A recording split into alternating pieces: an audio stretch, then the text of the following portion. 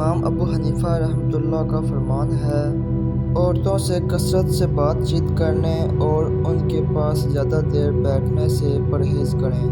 مصیبتیں جو تم پر نازل ہوتی ہیں تمہارے گناہوں کا نتیجہ ہوا کرتی ہیں۔ وہ بندہ کبھی ناکام نہیں ہو سکتا جو اپنے یہ 4 راز چھپا کر رکھے: اپنا راز مال، دولت، اختلاف رائے کی صورت میں اپنا موقف، اپنے آنے جانے کے اوقات سفر کو۔ زیادہ ہنسنے سے دل مردہ ہو جاتا ہے، اسی لیے کم ہنسا کرو۔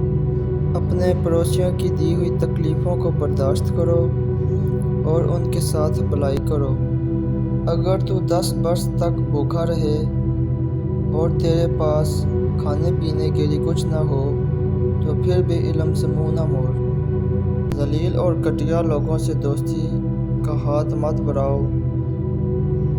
بخیل شخص عادل نہیں ہو سکتا اور نہ ہی اس کی گواہی قبول کی جا سکتی ہے۔ روزانہ پابندی کے ساتھ قرآن مجید فرقان حمید کی تلاوت کیا کرو۔ اس کا ثواب حضور نبی اکرم صلی اللہ علیہ وآلہ وسلم اور اپنے والدین، اساتذہ کرام اور تمام مسلمانوں کو پہنچایا کرو۔ اس بات کے جاننے میں شرم محسوس مت کرنا جس کے جاننے کی تمہیں ضرورت ہے۔ اپنے دشمنوں سے زیادہ دوستوں کے شر سے ڈرو، اس لیے کہ لوگوں کی عادت میں بکثرت خرابیاں واقع ہیں۔ اب تمہارے دشمن تمہیں دوستوں کے ذریعے ہی نقصان پہنچائیں گے۔